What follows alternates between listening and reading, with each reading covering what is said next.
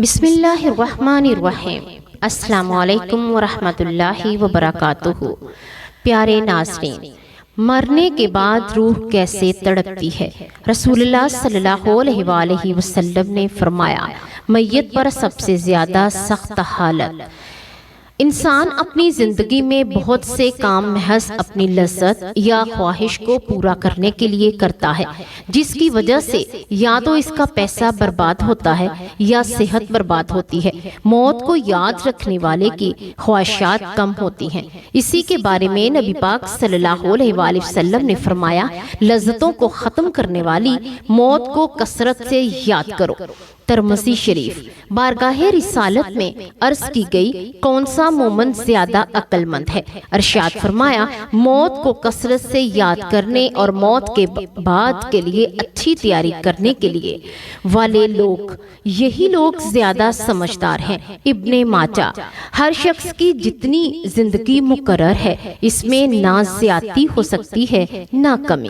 جب زندگی کا وقت پورا ہو جاتا ہے تو اس وقت حضرت اسرائیل علیہ السلام قبض روح کے لیے آتے ہیں اور اس شخص کے دائیں بائیں جہاں تک نگاہ کام کرتی ہے فرشتے دکھائی دیتے ہیں۔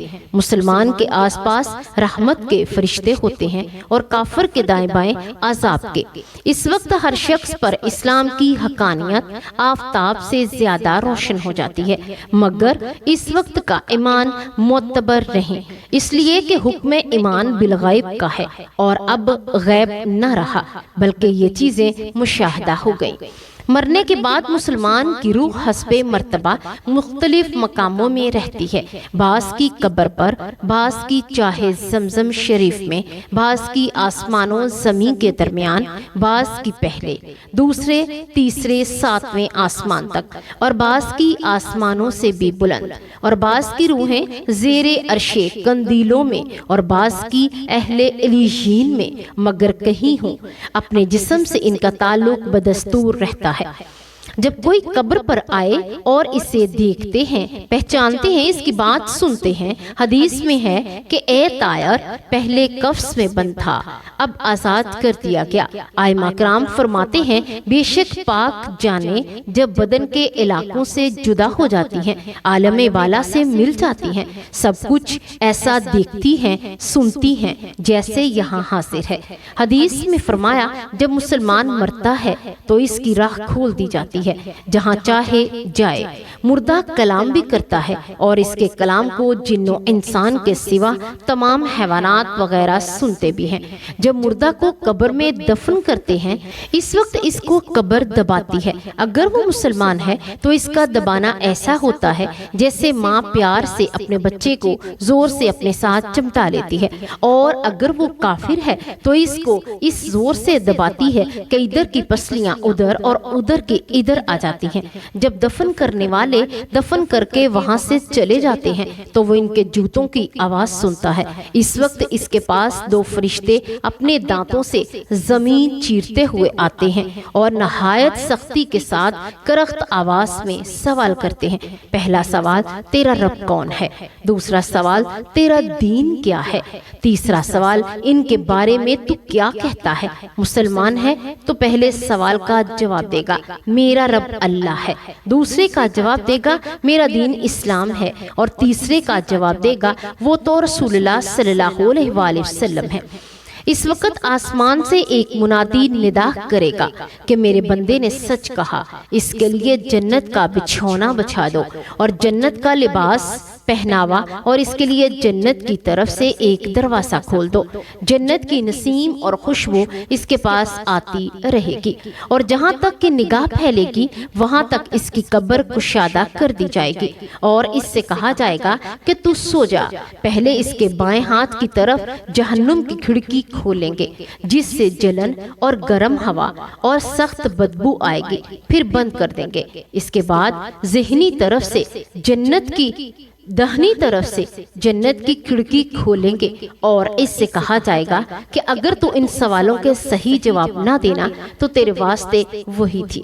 اب یہ تھا تاکہ وہ اپنے رب کی نعمت کی قدر جانے کہ کیسی بلائے عظیم سے بچا کر کیسی نعمت عظمیٰ عطا فرمائی۔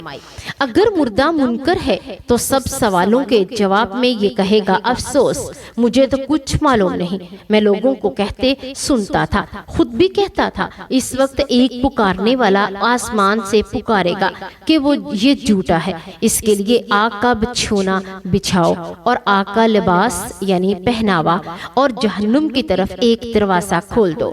اس کی گرمی اور لپٹ اس کو پہنچے گی اور اس پر عذاب دینے کے لیے 2 فرشتے مقرر ہوں گے۔ وہ اندھے اور بہرے ہوں گے، ان کے ساتھ لوہے کا گز ہوگا کہ پہاڑ پر اگر مارا جائے تو خاک ہو جائے، اس ہتھوڑے سے اس کو مارتے رہیں گے۔ سانپ اور بچھو اسے عذاب پہنچاتے رہیں گے۔ اعمال اپنی مناسب شکل پر متشکل ہو کر کتا یا بھیڑیا اور شکل کے بن کر ان کو ایسا پہنچائیں گے، اور نیکیوں کے اعمال حسنہ مقبول محبوب صورت پر متشکل ہو کر انس دیں گے۔ نبی کریم صلی اللہ علیہ وآلہ وسلم نے فرمایا موت کو کثرت سے یاد کیا کرو کیونکہ وہ گناہوں کو زائل کرتی ہے اور دنیا سے بے رغبتی پیدا کرتی ہے۔ سیدنا حسن بصری رحمت اللہ علیہ فرماتے ہیں کہ جس نے موت کی یاد دل میں بسا لی تو دنیا کی ساری مصیبتیں اس پر آسان ہو جائیں گی۔ ایک خاتون نے ام المؤمنین حضرت عائشہ صدیقہ رضی اللہ تعالی عنہا کی بارگاہ میں دل کی سختی کی شکایت کی تو اس نے فرمایا موت کو کثرت سے یاد کرو، تمہارا دل نرم ہو جائے گا۔ پیارے ناظرین، حضور صلی اللہ علیہ وآلہ وسلم نے فرمایا موت کے بعد روح کیسے پکارتی ہے، میت کو سب سے زیادہ درد کب ہوتا ہے، مرنے کے بعد کا منظر کیسا ہوتا ہے، یہ سب جاننے کے لیے اس ویڈیو کو اینڈ تک ضرور دیکھیے گا۔ حضرت زید سے روایت ہے نبی کریم صلی اللہ علیہ وآلہ وسلم نے فرمایا میت پر سب سے زیادہ سخت حالت اس وقت ہوتی ہے جب کہ غسل دینے والا اس کو نہلانے کے لیے آتا ہے، اس کی انگلی سے انگوٹھی اتارتا ہے، جسم سے لباس اتارتا ہے، سر سے امامہ جدا کرتا ہے، اس کی روح بے چین ہو کر فریاد کرتی ہے جس کی آواز جن و انس کے سوا سب سنتے ہیں اور کہتی ہے اے نہلانے والے تجھ کو خدا کی قسم میرے کپڑے بہت نرمی سے اتارو کیونکہ ملک الموت کے پنجے کی تکلیف سے مجھے پوری طور پر بھی آرام نہیں ملا۔ پھر جب اس کو تختے پر لٹا کر اس کا پانی ڈالا جاتا ہے تو روح چلاتی ہے اے نہلانے والے خدا کے واسطے میرے جسم کو قوت سے ہاتھ نہ لگا کیونکہ وہ جان کنوں کی سختی سے زخمی اور چور چور رہا ہے۔ پھر نہلا کر اس کو کفناتے ہیں اور پاؤں کی طرف سے باندھ دیتے ہیں تو روح کہتی ہے اے غسل دینے والے خدا کے لیے اب اس سر کی طرف سے میرے کفن میں گرا نہ لگانا، میرے بیوی بچے اور تمام رشتہ دار دنیا میں آخری بار میری صورت دیکھ لیں کیونکہ آج میں ان سے بچھڑ رہا ہوں، اب قیامت تک یہ میری صورت نہیں دیکھ سکیں گے۔ پھر جب اس کا جنازہ تیار کر کے گھر سے باہر نکالا جاتا ہے تو روح پکارتی ہے اے جنازہ اٹھانے والے خدا کے واسطے ابھی جلدی نہ کر تاکہ میں اپنے بال بچوں اور عزیز و اقارب سے رخصت ہو لوں، اور اے جنازہ اٹھانے والوں میں اپنی اولاد کو آج یتیم اور بیوی کو بیوہ چھوڑے جاتا ہوں، خدا کے لیے میرے بعد ان کو تکلیف نہ دینا، اپنا گھر اور مال و اسباب دوسروں کے لیے چھوڑے جاتا ہوں، اب یہاں کبھی واپس نہ آؤں گا، قیامت تک کسی کی صورت نہ دیکھوں گا۔ پھر جب جنازہ اٹھا کر چلے جاتے ہیں تو میت کہتی ہے اے میرے بھائیوں میں نے آج تک جو کچھ مال و اسباب جمع کیا تھا وہ سب وارثوں کے لیے تھا، آج ان میں سے کوئی میرے گناہوں کا ذرا سا بوجھ بھی نہیں اٹھا سکتا، ہر چیز کا حساب مجھ سے لیا جائے گا اور میرے وارث کھائیں گے اڑائیں گے۔ پھر جب نماز جنازہ کے بعد دفن سے پہلے کچھ لوگ اپنے اپنے گھر جانے لگتے ہیں تو میت کہتی ہے اے میرے بھائیو، خدا کے واسطے ابھی سے ایسا ظلم نہ کرو، مرنے والے تم سے مانوس تھا اور تم دفن سے پہلے لوٹے جاتے ہو۔ پھر جب اسے قبر میں اتارتے ہیں تو میت کہتی ہے اے میرے وارثو، اترو کہ پانے والوں میں نے جو کچھ مال جمع کیا وہ سب تمہارے لیے چھوڑا، خدا کے لیے تم مجھ کو دعائے خیر اور فاتحہ سے نہ بلا دینا۔ بزرگوں کا قول ہے کہ آخرت کی منزلوں میں قبر پہلی منزل ہے۔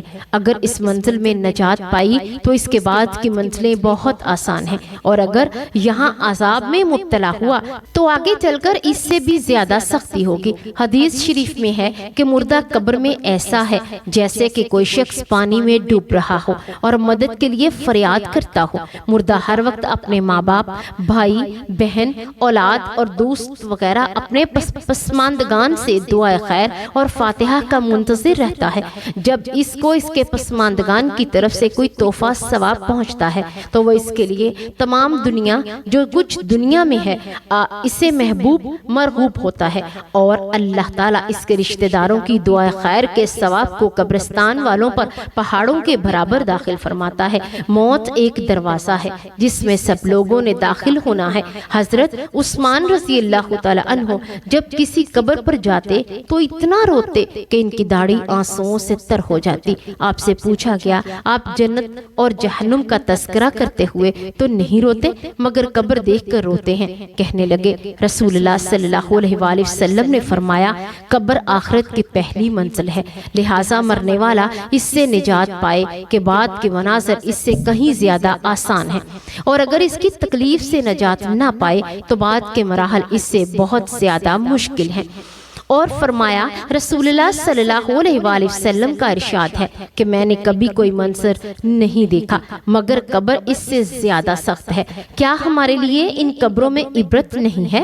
پیارے ناظرین، دیکھیے مالدار، فقیر، طاقتور، کمزور دنیا میں لوٹنے کی خواہش رکھتے ہیں مگر مال جمع کرنے اور محل بنوانے کے لیے نہیں، بلکہ اس کے لیے کاش کہ ہمیں ایک نماز پڑھنے کی مہلت مل جائے، کاش کہ میں ایک مرتبہ سبحان اللہ کہنے کی فرصت دے دی جائے، لیکن اب ناممکن ہے۔ اب اعمال نامے لپیٹ دیے گئے ہیں، روح جسم سے نکال لی گئی ہے، زندگی کی مہلت ختم ہے۔ اب ہر میت اپنے عمل کی مرحوم ہو کر قبر میں پڑی ہے۔ ایک حاجت مند حضرت عثمان غنی رضی اللہ تعالی عنہ کے دروازے پر غروب آفتاب کے بعد آیا۔ ابھی اس نے دستک نہ دی کہ حضرت عثمان غنی رضی اللہ تعالی عنہ کی آواز اس کے کانوں میں پڑی۔ وہ اپنی اہلیہ سے شکایت کر رہے تھے کہ چراغ کی بتی موٹی ہے جو تیل زیادہ استعمال کرنے کا سبب بن رہی ہے۔ حاجت مندوں نے جو سنا تو وہ سوچتا رہ گیا کہ وہ ایسے شخص سے حاجت پوری کرنے کی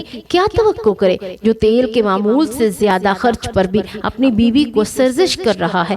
اس نے ارادہ کیا کہ حاجت بیان کر کے دیکھوں، شاندار، شاید کہ میری کچھ مدد ہو جائے۔ دستک سن کر حضرت عثمان غنی رضی اللہ تعالی عنہ باہر آئے۔ حاجت مندوں نے اپنی حاجت بیان کی اور لہجے میں زیادہ زور دیتے ہوئے کہا کہ ضرورت کچھ زیادہ ہی ہے۔ حضرت عثمان غنی رضی اللہ تعالی عنہ نے اس شخص کا ہاتھ تھاما اور بستی سے باہر لے گئے جہاں آپ کا سامان تجارت بڑی تعداد میں رکھا ہوا تھا۔ فرمایا یہ سب تیری نظر ہے، کیا اس سے تمہاری ضرورت پوری ہو جائے گی؟ وہ شخص حیران اور ہکا بکا دیکھتا رہ گیا۔ چنانچہ اس نے عرض کیا حضرت یہ سب کچھ میری ضرورت سے زیادہ ہے۔ امیر المؤمنین نے فرمایا مجھے خوشی ہے، یہ تمہاری ضرورت سے کم نہیں۔ اس شخص نے کہا اے حضرت ایک بات تو بتائیے، چراغ کی بتی قدر موٹی ہو جانے پر آپ اپنی زوجہ محترمہ کو سرزنش کر رہے تھے، لیکن چراغ اس قدر روشنی رکھنے میں شاید کہ صرف 1 درہم کا تیل استعمال نہ ہوتا تو وہ تو آپ کو گوارا نہ ہوا، اور یہاں آپ ہزاروں کا سامان مجھے بلا تحمل دے رہے ہیں۔